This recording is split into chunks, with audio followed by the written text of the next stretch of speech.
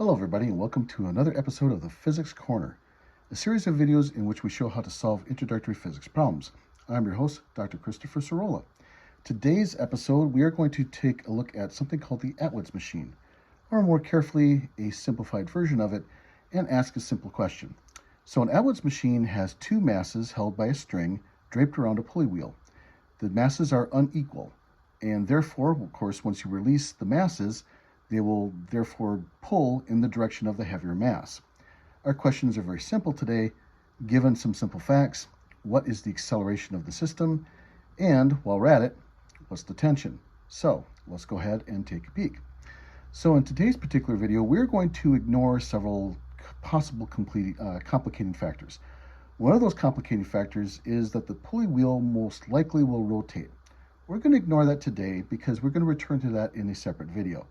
But for today, we're simply going to look at what happens to the two masses, and if you wish, we can assume that the string will slide effortlessly or without friction around the pulley wheel. So, how do we get a problem like this set up?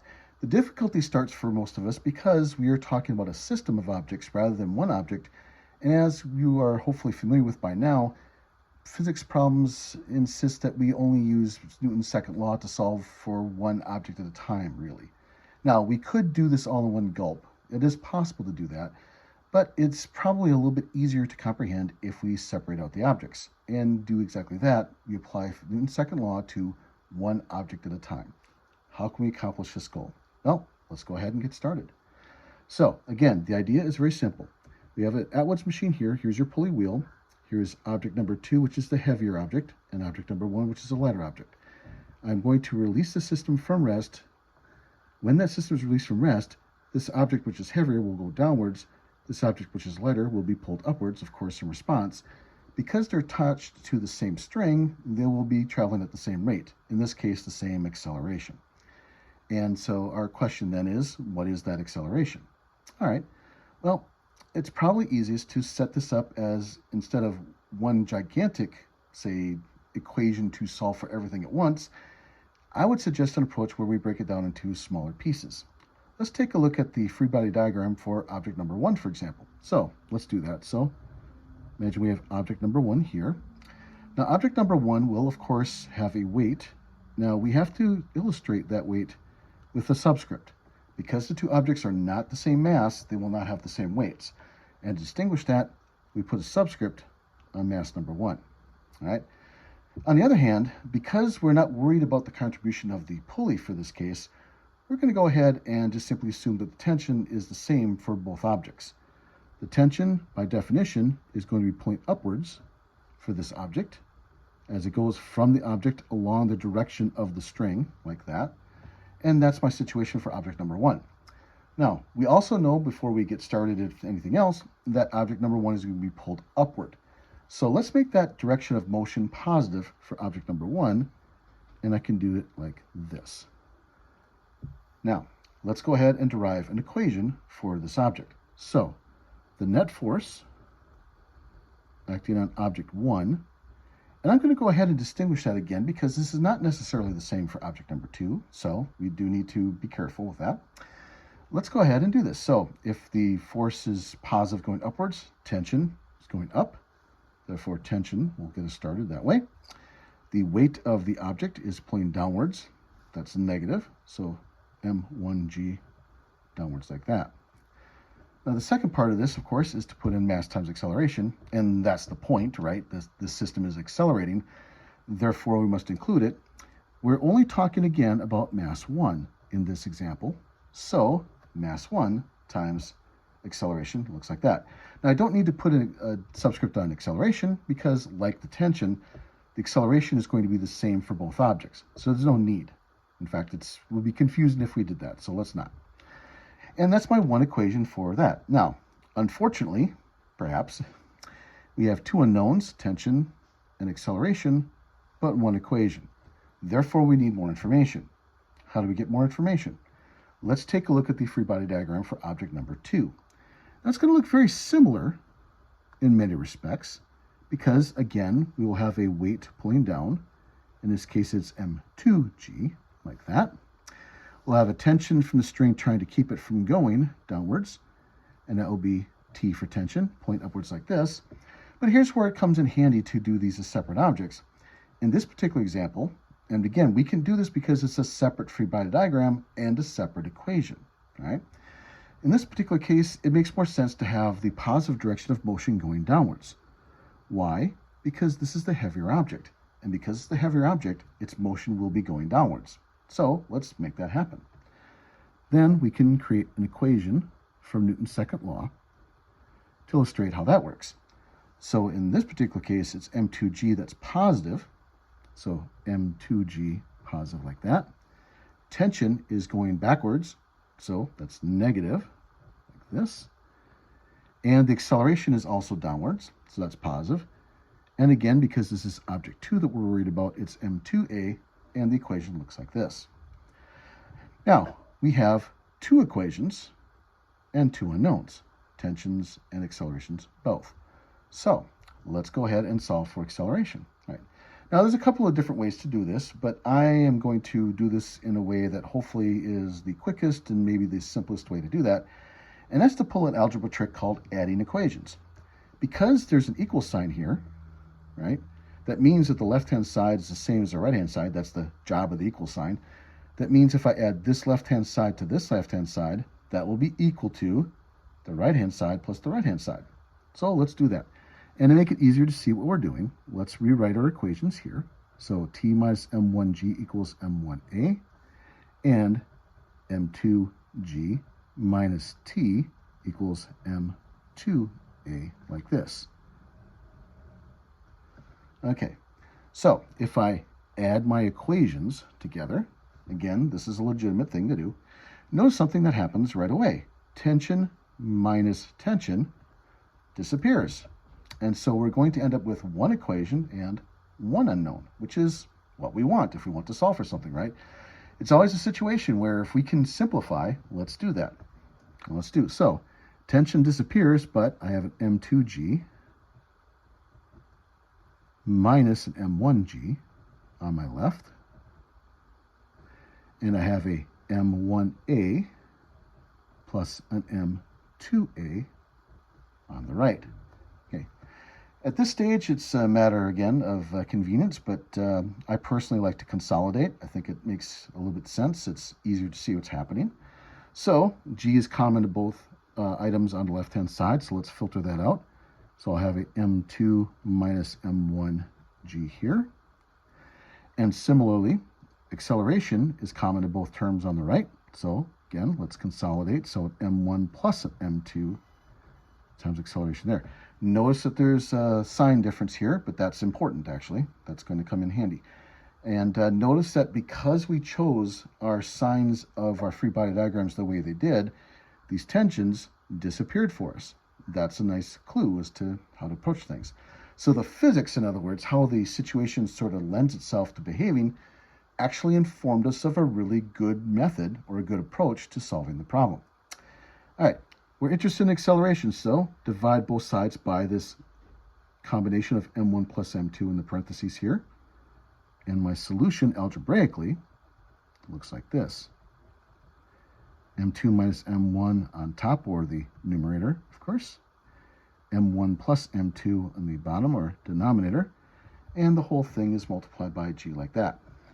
And so algebraically wise, this is our solution. All right, so what if we go back to the numbers that we have cited way up over here and see what happens?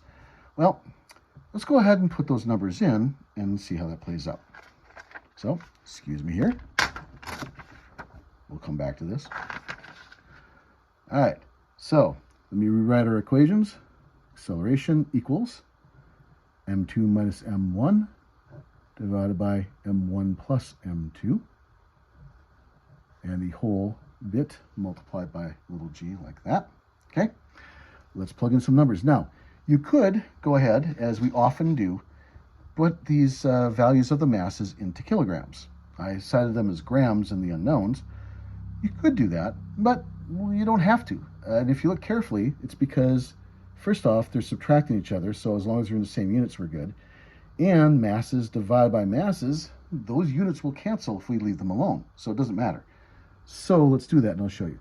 So M2 was 220 grams in this example. M1 was 200 grams. M1 again is 200 grams. And M2 is 220 grams.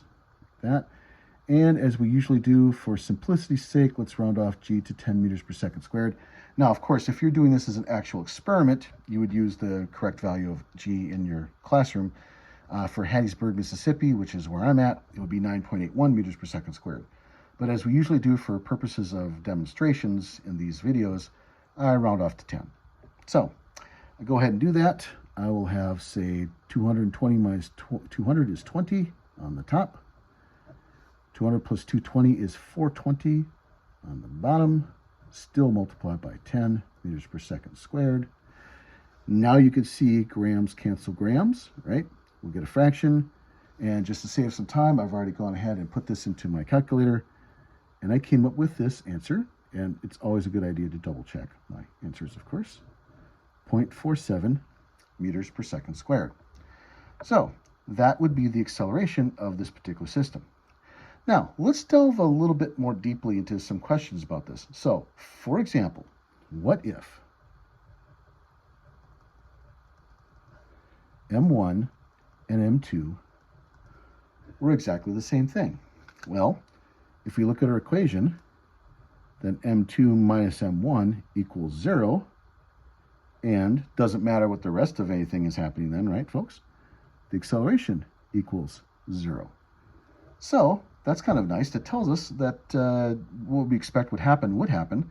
If the two masses are identical, they'll simply balance. Their pulls, if you will cancel each other out, and the system will remain at rest, or at least will remain with no acceleration.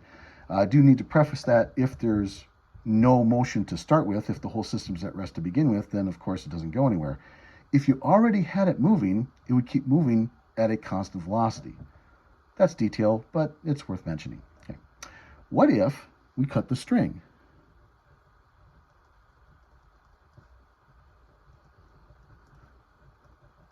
So let's suppose we do that.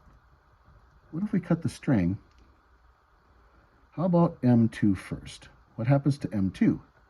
Well, if we cut the string in M2, again, let me write the equation here. But now M2 on top. Now, if we cut the string, it's like M1 doesn't exist. It's not part attached to M2 anymore, right? And so if we cut the string, M1 is gone. Doesn't belong there. Similarly, M1 plus M2 on bottom, again, the first mass isn't touching anything. And we have this as a result. And lo and behold, what happens? M2 minus 0 is M2. 0 plus M2 is also M2. M2 divided by M2 cancels, and we get G. In other words, if we cut the string, the second mass, the heavier mass, simply falls at a rate of G. That makes sense, okay? I mean, that's what would happen if you just simply dropped it, right? So here's an even more interesting one. What happens to M1? Let's take a look. So again, if we cut the string, M1 will also simply drop to the ground, right? That's the point. But what happens if we put it into the equation? Well, now M2 is no longer attached. And so M2, it's a 0 minus M1 on top. It's M1 plus 0 on bottom, like that. Notice it's a negative M1 over M1 times G, or negative G. Why do we get a negative G here? Well, if you remember, let's bring back our original free body diagram, everybody. If you look at our original pictures, let's take a look. For the case of M2, if it's falling in free fall, we had decided beforehand that the direction of positive motion for mass 2 was going straight down. And that's what we got. We got positive G. On the other hand, if we take a look at M1 by itself, if we cut the string, it falls downwards, but going down is in the negative direction, because in the case of M1, we chose going up as positive. So M1 will have a negative G. And again, that's what we found. One more thing I want to do with this before we leave off. What if we have different values of the mass? What happens to the acceleration, and does it make sense? Well, let's go ahead and try that. What if we do this?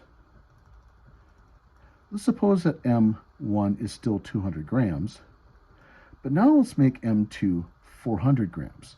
So the second mass is much heavier than the first mass. In fact, it's twice as massive, right? See that? What happens to the value of the acceleration? Then, again, same equation. So let's write our equation here so everybody can see what we're doing. And now let's put in our values. So M2 is now 400 grams, M1 is 200, M1 is 400, and M1 is 200, and M2 is 400. Do that in the correct order. Still 10 meters per second squared for gravity, of course, like that. 400 minus 200 is 200 grams in the numerator. 200 plus 400 is 600 grams in the denominator, like that. 200 divided by 600 is 1/3, if you will. And 10 times 1/3, if I round off, will be 3.3 meters per second squared. What just happened?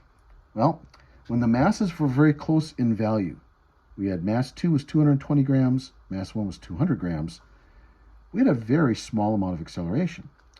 When the two masses were very different, when mass 1 was 200 but mass 2 was twice that, 400, then the acceleration is much larger. And again, that makes sense, right? The more massive the object is, the faster it should pull the whole system along, which is exactly, again, what we found. Now, how would you go about finding tension? Well, I'll leave it to you, but I'll remind you of the equations we had before. Once you determine what the acceleration is, you can use either of these equations to solve for the tension. In fact, this will be a nice exercise you can do for yourselves at home. Why don't you try to find the tension in both cases? Now, if we've done everything carefully and correctly, you should find the same value for the tension, right? No matter which equation you try. And I bet that's exactly what happens to you. All right, folks, thank you very much for your attention. Technical support for these videos is supplied by Sydney Gauchow and Sophia Turner. I am Dr. Christopher Cirola. Grant money was supplied to us by the Universities of Mississippi and the University of Southern Mississippi. The recording was made in Hattiesburg, Mississippi. Thank you very much for your attention, everybody, and clear skies.